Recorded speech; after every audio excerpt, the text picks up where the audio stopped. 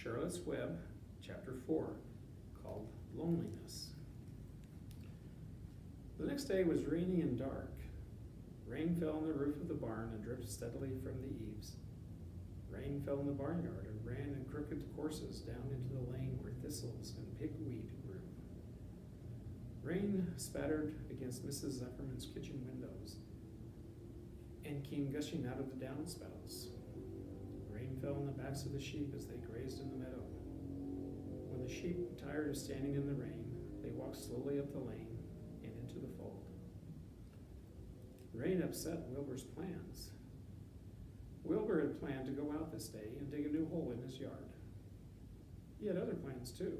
His plans for the day went something like this. Breakfast at 6:30, skim milk, crusts, middlings, bits of donuts, wheat cakes with drops of maple syrup sticking to them, potato skins, leftover custard pudding with raisins, and bits of shredded wheat. Breakfast would be finished at 7. From 7 to 8, Wilbur planned to have a talk with Templeton, the rat that lived under his trough. Talking with Templeton was not the most interesting occupation in the world, but it was better than nothing. From 8 to 9, Wilbur planned to take a nap outdoors in the sun. From 9 to 11, he planned to dig a hole or trench and possibly find something good to eat buried in the dirt. From 11 to 12, he planned to stand still and watch flies on the boards, watch bees in the clover, and watch swallows in the air. 12 o'clock, lunchtime, middlings, warm water, apple parings, meat gravy, carrot scrapings, meat scraps, stale hominy, and the wrapper of a package of cheese. Lunch would be over at 1. From 1 to 2, Wilbur planned to sleep.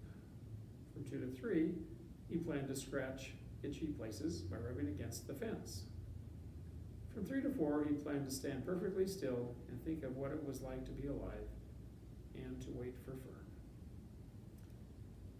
At 4 would come supper: skim milk, provender, leftover sandwich from Lurvy's lunchbox, prune skins, a morsel of this, a bit of that, fried potatoes, marmalade drippings, a little more of this, a little more of that, a piece of baked apple, a scrap of upside down cake. Wilbur had gone to sleep thinking about these plans. He woke at 6 and saw the rain, and it seemed as though he couldn't bear it. I get everything all beautifully planned out, and it has to go and rain, he said. For a while he stood gloomily indoors. Then he walked to the door and looked out. Drops of rain struck his face. His yard was cold and wet. His trough had an inch of rainwater in it. Templeton was nowhere to be seen. "Are you out there, Templeton?" called Wilbur.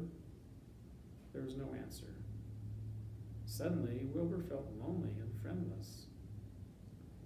"One day just like another," he groaned. "I'm very young. I have no real friend here in the barn. It's going to rain all morning and all afternoon, and Fern won't come in such bad weather. Oh, honestly." And Wilbur was crying again for the second time in 2 days. At 6:30, Wilbur heard the banging of a pail. Lurvy was standing outside in the rain, stirring up breakfast. "Come on, Pig," said Lurvy. Wilbur did not budge. Lurvy dumped the slops, scraped the pail, and walked away. He noticed that something was wrong with the pig. Wilbur didn't want food. He wanted love. He wanted a friend, someone who would play with him. He mentioned this to the goose, who was sitting pegged quietly in a corner of the sheepfold. "Will you come over and play with me?" he asked. "Sorry, sonny, sorry," said the goose. "I'm sitting on my eggs, 8 of them. Got to keep them toasty warm. I have to stay right here. I'm no flibberty-ibberty gibber. I do not play when there are eggs to hatch. I'm expecting goslings." "Well, I didn't think you were expecting woodpeckers," said Wilbur bitterly. Wilbur next tried one of the lambs. Will you please play with me? He asked. Certainly not. Certainly not, said the lamb. In the first place, I cannot get into your pen, as I am not old enough to jump over the fence. In the second place, I am not interested in pigs. Pigs mean less than nothing to me. What do you mean, less than nothing? Replied Wilbur. I don't think there is any such thing as less than nothing. Nothing is absolutely the limit of nothingness. It's the lowest you can go. It's the end of the line. How can something be less than nothing? If there were something that was less than nothing, then nothing would not be nothing. It would be something. Even though it's just a very little bit of something. But if nothing is nothing, then nothing has nothing that is less than it is. Oh, be quiet, said the lamb. Play by yourself. I don't play with pigs. Sadly, Wilbur lay down and listened to the rain.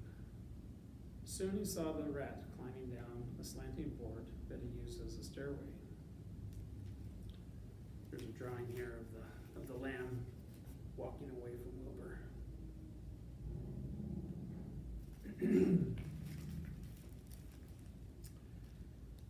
Will you play with me, Templeton? Asked Wilbur. Play? Said Templeton, twirling his whiskers. Play?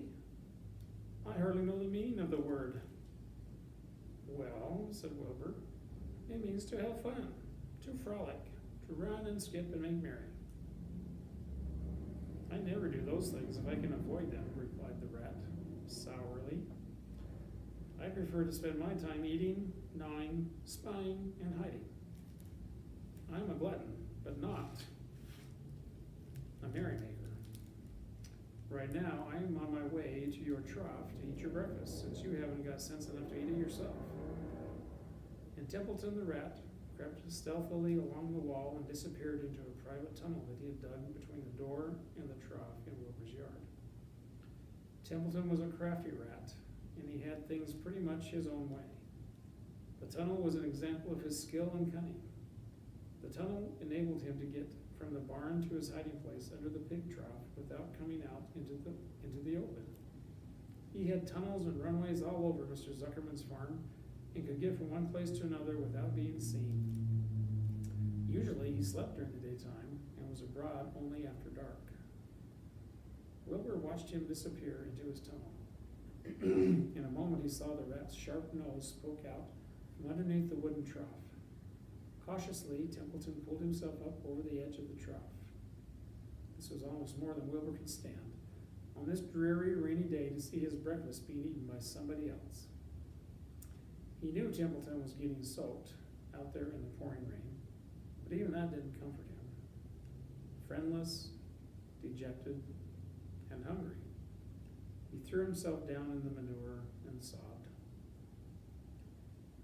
Late that afternoon, Lurvy went to Mr. Zuckerman. I think there's something wrong with that pig of yours. He hasn't touched his food. Give him 2 spoonfuls of sulfur and a little molasses, said Mr. Zuckerman.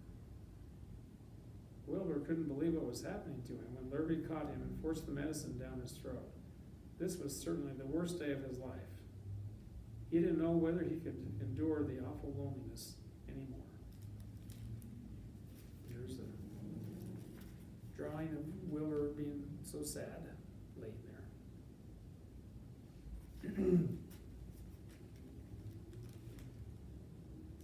Darkness settled over everything. Soon there were only shadows and the noises of the sheep chewing their cuds, and occasionally the rattle of a cow chain up overhead. You can imagine Wilbur's surprise when, out of the darkness, came a small voice he had never heard before. It sounded rather thin, but pleasant. Do you want a friend, Wilbur? It said. I'll be a friend to you. I've watched you all day, and I like you. But I can't see you, said Wilbur, jumping to his feet. Where are you? And who are you? I'm right up here, said the voice. Go to sleep. You'll see me in the morning.